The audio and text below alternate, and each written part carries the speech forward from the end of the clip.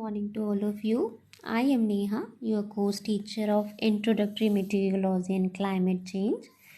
Okay, so we had already completed our 2 lectures of meteorology. Okay, and covered some topics of meteorology. Okay, which are some introduction of meteorology, some branches of meteorology, and then we have completed meteorology, agriculture meteorology also, and some branches of agriculture meteorology. Okay, and importance to crop production. Okay, so I hope you are understood up to some extent. I hope so. So okay, and that what is meteorology and agrometeorology, how plays important roles in our agriculture and other allied sector also. Okay, isn't it? So okay, so let us move and reach out our next important discussion, which is moving on. Okay, yes, difference between meteorology and agrometeorology also. Okay, and then future scope of meteorology and agriculture meteorology. Okay, let us start that. Okay, firstly I would like to inform you that this topic is most important. Okay, and this is always asked frequently in our exam, so must be remember and listen very carefully. Okay, so our today's topic, so first one is difference between meteorology and agriculture meteorology. So now the question arises, the major difference between meteorology and agri-meteorology. Okay, so here it is given how meteorology is different from agriculture meteorology, isn't it? So first one we take meteorology. So as far as meteorology is branch of atmospheric physics, and while branch of applied meteorology of a branch of agriculture as it deals with agriculture. Okay, so agriculture meteorology जो है वो मौसम से you can say relationship between weather element and crop production. Okay, and meteorology is the branch of only physical element just like as rainfall, wind, humidity. But while the meteorology is a relationship between our crop production is related with is some extent to rainfall, humidity, temperature also, you can say. Okay, so similarly we can say it is weather science, and agriculture meteorology is a product of agriculture and meteorology. Okay, and then it is a physical science. Okay, so basically is it a physical science since it is a biophysical science. Why physical science? It means it ये जो है सिर्फ humidity, rainfall है ना, और temperature, wind velocity, wind है ना, इन सब के रिस्पेक्ट से ये जो है वो फिजिकल साइंस है. But our agriculture meteorology is a biophysical science. Biophysical science क्यों है? क्योंकि वो हमारे क्रॉप प्रोडक्शन से रिलेट करता है. They are relate to our crop production also. Okay, so okay, similarly in this main weather services is concerned. Okay, and while agro advisory services to the farmer is concerned based on weather forecast. ठीक है, weather services is concerned is all about the human beings, all about the animals and all crop production also. weather services. Okay, हमें पता होता है कि किस time पे बारिश होगी, हमें पूर्वानुमान, आजकल मैसेजेस आ जाते हैं हमें कि आज 2 दिन बारिश होने वाली है, या टेम्परेचर जो रहेगा. आजकल बहुत सारे नए नए ऐप आ गए हैं, तो ये सारे जो ऐप हैं वो क्या करते हैं, वेदर फॉरकास्ट करते हैं. Okay, through the meteorology department. ठीक है, so agro advisory services to the farmer is concern based on the weather forecast. ठीक है, और जो एग्रो एडवाइजरी सर्विसेज जो होती है वो कंसर्न होती है, ज़रूरी होती है, जो किसके लिए, फार्मर के लिए, बिकॉज ऑफ क्रॉप प्रोडक्शन तक, क्योंकि उनको क्रॉप लेनी होती है, तो पर्टिकुलर किस टाइम पे कैसी क्रॉप लेनी है, तो ये जो है वो एडवाइजरी सर्विस प्रोवाइड करती है. क्या? Agricultural meteorology. Okay, so we can say that it is a linking science to the society. ठीक है. While agriculture meteorology is a linking science to the farming community, we could say that. Okay, so it is a branch of meteorology in which farmers are mostly concerned. You can say कि एक ऐसा शाखा है मेटीरियोलॉजी का, मौसम विज्ञान का, जो कंसर्न होता है, लिंक करता है. ठीक है, लिंकिंग साइंस है जो कनेक्ट करता है किसको, मौसम को और फार्मर को. क्यों कनेक्ट करता है, क्योंकि उसके अकॉर्डिंगली हमें एक्शन लेना होता है अपने क्रॉप प्रोडक्शन के लिए फॉर बेटर यील्ड. ठीक है, for get better yield also. So these are some difference of agriculture meteorology and meteorology. This is very important topic, so you need to understand and you need to remember this also, because always asked frequently in our exams. Okay, so moving on. Okay, so broad scope of meteorology is given here, you can say. ठीक है, broad scope मतलब बहुत ही अच्छे पैमाने पे जो scope है हमारे मीटेरोलॉजी का, वो किस किस जगह पे हम यूज़ करते हैं मीटेरोलॉजी का, वो हम अभी यहाँ पे देखेंगे. So okay, we take them first, which is to characterize study climatic resources of a given area for effective crop planning. Okay, so climatic resources, what do you understand climatic resources? Climatic resources, which means rainfall, humidity, temperature, wind velocity, frost, fog, drought, flood. These are the climatic resources, you can say that. And weather, weather forecast climatic resources, you can also say that. ठीक है, तो ये crop planning में हमें help करते हैं कि हमें समझ आता है कि हमें इसमें स्टडी किस चीज़ का करते हैं कि कैसा टेम्परेचर होगा, किस टाइप की हवाएं होगी, वेदर कैसा होगा. ठीक है, सो बेसिकली हम यहाँ वेदर का स्टडी करते हैं कि वेदर कैसा होगा और उसके अकॉर्डिंगली हम क्रॉप प्लानिंग करते हैं. क्रॉप प्लानिंग मतलब अलग अलग टाइप के जगह के लिए, एग्रो क्लाइमेटिक जोन्स के लिए अलग अलग टाइप के हम क्रॉप लेते हैं. ठीक है, जैसे मैंने अपने पिछले लेक्चर में आप लोगों को बताया था कि जो ये वेदर फॉरकास्ट जो होता है वो एक स्मॉल एरिया के लिए होता है ना. हर जगह, हर जोन पे, हर स्पेशल एरिया पे एक जैसा वेदर नहीं होता है ना. तो ये जो है बहुत ही छोटे प्लेटफॉर्म पे होता है, अलग अलग छोटे प्लेटफॉर्म पे होता है और टुकड़ों में होता है, यू कैन से सेक्शन में होता है ये अलग अलग. ठीक है, तो वेदर फॉरकास्ट जो होता है वो अलग अलग सेक्शन में हम करते हैं कि इस एरिया में ये वेदर रहेगा, उस एरिया में वो वेदर रहेगा, तो वहाँ पे कैसी क्रॉप लेनी है, ये सारी चीज़ें. ठीक है, to evolve weather based effective farm operations. Okay, तो क्या होता है, इवॉल्व मीन्स ग्रेजुअली चेंजेस होते हैं सिर्फ अकॉर्डिंग टू द वेदर. ठीक है, हम उसके अकॉर्डिंगली एक इफ़ेक्टिव फार्म ऑपरेशन लेते हैं. अगर हमें पता है कि अगले 15 दिन में बारिश होनी है तो हम अपने फार्म ऑपरेशन यानी प्लॉइंग कर लेते हैं, है ना, पैरेलल करते हैं अपने सॉइल को, मिट्टी उलट पलट करते हैं. किसके थ्रू, प्लॉइंग के थ्रू करते हैं, रोटावेटर चलाते हैं, लेवलिंग करते हैं. तो ये सारे जो ऑपरेशंस है हम according to the effect weather करते हैं. ठीक है, और to develop protective measures against climate risk and hazard also. So क्या होता है, हम इसमें ये भी है कि क्लाइमेटिक हजार्ड्स मतलब क्या होता है, आपदा.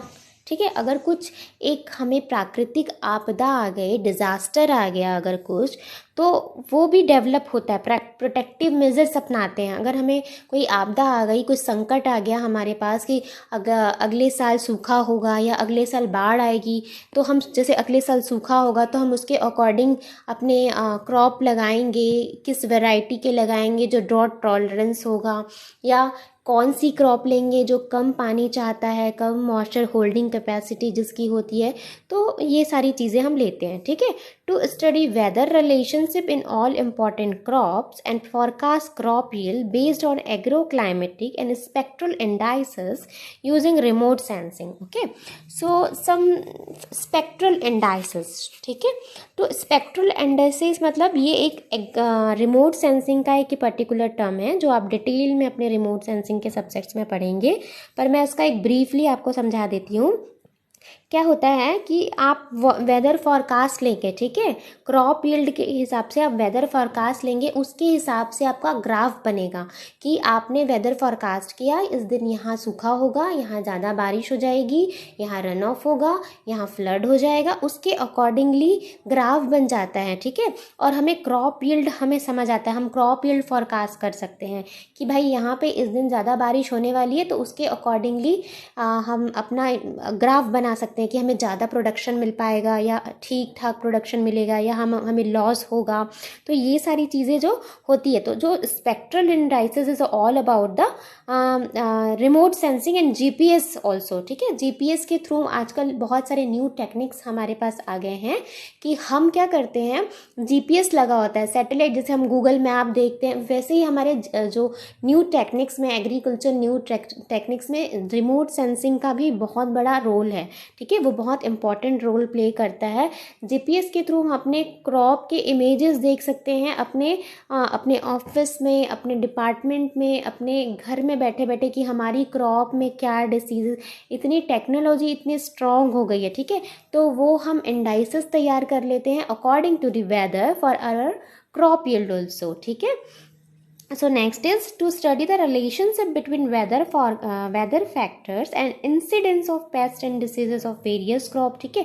तो ये रिलेशनशिप वेदर और डिसीज़ का एक बहुत अहम रिश्ता है, बोल सकते हैं हम, ठीक है। स्पेशल रिलेशनशिप है, कैसे, क्योंकि एक समय पे, एक पर्टिकुलर टेम्परेचर पे या वेदर पे बहुत सारी चीज़ें लगती है। जैसे आप देखेंगे कि जो एफिड होता है ना, जो एफिड आपने पढ़ा होगा, एफिड जो कीड़ा है, माहू बोलते हैं जिसको हिंदी में, माहू, वो जो इंसेक्ट है वो बहुत ज़्यादा ह्यूमिडिटी आ जाती है ना, जब बहुत टेम्परेचर और ह्यूमिडिटी का कॉम्बिनेशन वाला जब मौसम क्रिएट हो जाता है, वेदर जब वैसा होता है, तो एफिड जैसे डिसीज़ लगते हैं, ठीक है। तो जब हमें पता होगा कि इस टाइम पे ये वेदर होगा जिसमें ये इंसेक्ट लगने की संभावनाएं हैं, तो उसके अकॉर्डिंगली हम अपने प्रिकॉशन मेजर्स लेंगे, ठीक है। तो ये क्या करता है, इसमें भी हेल्प करता है to protect pest and diseases also, ठीक है। Moving on, okay, so next is to delineate agroclimatic zones for defining agroclimatic analogs so as to make effective and fast transfer of technology for improving crop yield, okay। So this is very important. What do you mean delineate?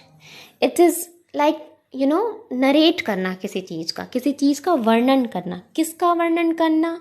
Indicate the exact position of border, we could say that, ठीक है। तो agroclimatic zone, किसी particular agroclimatic zone या कहीं का ecological area जो है, ecological factor जो है वो वहाँ पे कैसा है, उसके हिसाब से हम एनालॉग तैयार करते हैं क्लाइमेट का, ठीक है। क्लाइमेटिक एनालॉग मतलब हम कह सकते हैं यूजिंग इन्फॉर्मेशन, है ना, using information represented by a continuous variable physical quantity, you can say that कि क्या कंटिन्यूसली वेदर में क्या चेंजेस हो रहे हैं, ठीक है।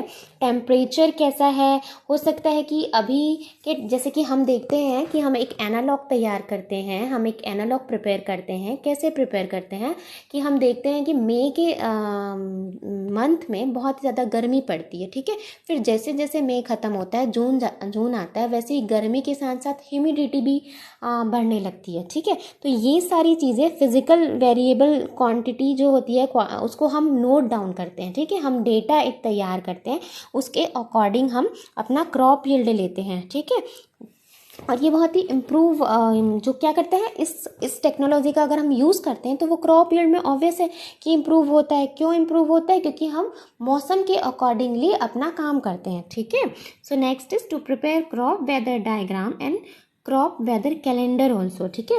क्रॉप वेदर डायग्राम मतलब अकॉर्डिंग टू दी वेदर, आपका वेदर कैसा है, हम एक डायग्राम बनाते हैं, ठीक है। एंड क्रॉप वेदर कैलेंडर कि हमें जून, जुलाई, अगस्त में कौन कौन सी क्रॉपिंग सिस्टम या क्रॉपिंग पैटर्न अपनाने हैं जिससे हमें अच्छा यील्ड मिले, ठीक है, जिससे हमें हाई प्रोडक्शन मिले, जिससे हमारी उस एरिया की प्रोडक्टिविटी जो है उस पर्टिकुलर क्रॉप के लिए बढ़े। क्यों? क्योंकि हम उसके अकॉर्डिंग क्रॉप लें। किसके अकॉर्डिंग? टेम्परेचर। किसके अकॉर्डिंग? वेदर के अकॉर्डिंग अपने क्रॉप लें। तो ये कह रहा है, ठीक है। And then to develop crop growth stimulation models for assessing obtaining potential yield in different agroclimatic zone. ठीक है, स्टिमुलेशन मॉडल मतलब किसी चीज़ को बढ़ावा देने का, ग्रोथ स्टिमुलेट करने का, कि एक क्यों पोटेंशियल क्रॉप यील्ड लेने के लिए अलग अलग एरिया पे, कि हमें पता है कि यहाँ पे इस टाइप का वेदर है, यहाँ पे टेम्परेचर ज़्यादा है, यहाँ बारिश ज़्यादा हो गई है, ठीक है, यहाँ इस दिन फ्लड है, फ्लड होने का संभावना है, तो हो सकता है हम उस एरिया में फर्टिलाइज़र ना दें, या हो सकता है कि वहाँ बारिश कुछ दिनों के लिए है, बारिश का मौसम कुछ टाइम के लिए, तो हम हो सकता है वहाँ पे फर्टिलाइज़र दें, क्यों, ताकि वो अपटेक कर सके। जहाँ फ्लड है वहाँ फर्टिलाइज़र हम ना दें, क्यों, ताकि रन ऑफ ना हो जाए। जहाँ डॉट है वहाँ हम उसके अकॉर्डिंगली इरिगेशन करें, ठीक है, एक जुडिशियस इरिगेशन करें। जहाँ फ्लड का टाइम है या अच्छी खासी बारिश होने वाली है वहाँ हम इरिगेशन ना करें, वाटर हार्वेस्टिंग करें, वाटर कंजर्वेशन करें अगले मौसम के लिए, अगले सीज़न के लिए, या फिर अगले क्रॉप के लिए। तो ये चीज़ है इसमें, ठीक है। And then to monitor agricultural drought on crop wise for effective drought management, ठीक है। क्या होता है, हम इसमें मॉनिटरिंग करते हैं। कैसे करते हैं मॉनिटरिंग, मतलब हम ये जो मीटियोलॉजी इज़ ऑल अबाउट मॉनिटरिंग, हम उसमें एडवाइस देते हैं, मॉनिटरिंग करते हैं कि इसके बाद क्या मौसम आने वाला है। तो अगर वही कह रहा है कि अगर ड्रॉट मैनेजमेंट भी हम जैसे रेनफॉल फ्लड का जैसे हम मैनेजमेंट कर रहे हैं, उसके अकॉर्डिंगली हम क्रॉप ले रहे हैं, सेम वैसे हम मॉनिटर करते हैं एग्रीकल्चर ड्रॉट का और crop wise for effective drought management, ठीक है। उसके हिसाब से हम क्रॉप लेते हैं कि और ड्रॉट का मैनेजमेंट करते हैं, सूखे का मैनेजमेंट करते हैं, कम पानी चाहने वाले पौधे लगाते हैं, ड्रॉट टॉलरेंट वैरायटी लगाते हैं, ठीक है। तो ऐसी चीज़ें हैं जो हम वहाँ पे उगाते हैं, ठीक है। Moving on, okay, the next one is to develop weather based agro advisory to sustain crop production utilizing various types of weather forecast and seasonal climate forecast, okay। so ये भी सेम चीज़ है कि इसमें वेदर एग्रो एडवाइजरी जो करते हैं ताकि हम सस्टेन कर पाएँ क्रॉप प्रोडक्शन को अपने, और वेदर फोरकास्ट का हम जो वेदर फोरकास्टिंग के जो अलग अलग जो टाइप्स हैं, हम किस टाइप के वेदर फोरकास्ट में बहुत सारी चीज़ें होती हैं, ठीक है। हम आगे वेदर फोरकास्ट को डिटेल से पढ़ेंगे तो उसको हम यूज़ कर पाएँ। क्लाइमेटिक चेंज हो रहे हैं, वेदर फोरकास्ट हो रहा है, तो हम ये एडवाइजरी में भी हमारी हेल्प करते हैं, okay. And it is also help to investigate microclimate aspect of crop canopy in other to modify them for increased crop growth, ठीक है। to investigate, तो it is also help for investigating for our crop production also। कैसे help करता है, how it is help from our investigation for micro climate aspects। so क्या होता है, अच्छा सुनिए, देखिए ये चीज़ है कि अगर कहीं पे फ्रॉस्ट है, कहीं पे ओला गिरने की संभावनाएं हो रही है, ठीक है, तो हमारे कुछ ऐसे क्रॉप बने हैं, ठीक है, हमारे कुछ ऐसे क्रॉप हैं जो उसके लिए टॉलरेंट है, ठीक है। ये क्यों टॉलरेंट है, क्योंकि उनकी कैनोपी ही ऐसी बनी है, उनके लीव स्ट्रक्चर या उनका जो हाइट है ना, जो उनका स्टेम का स्ट्रक्चर है, उनका जो रूट का स्ट्रक्चर है, वो पर्टिकुलर उस हज़ार्ड को सहन करने के लिए बना हुआ है, ठीक है। तो उसके अकॉर्डिंगली हम क्रॉप कैनोपी जो माइक्रो क्लाइमेट कुछ ही टाइम के लिए अगर फ्रॉस्ट आता है उस एरिया के लिए, तो हम उसके हिसाब से क्रॉप कैनोपी वाले पौधे या क्रॉप भी लेते हैं, ठीक है।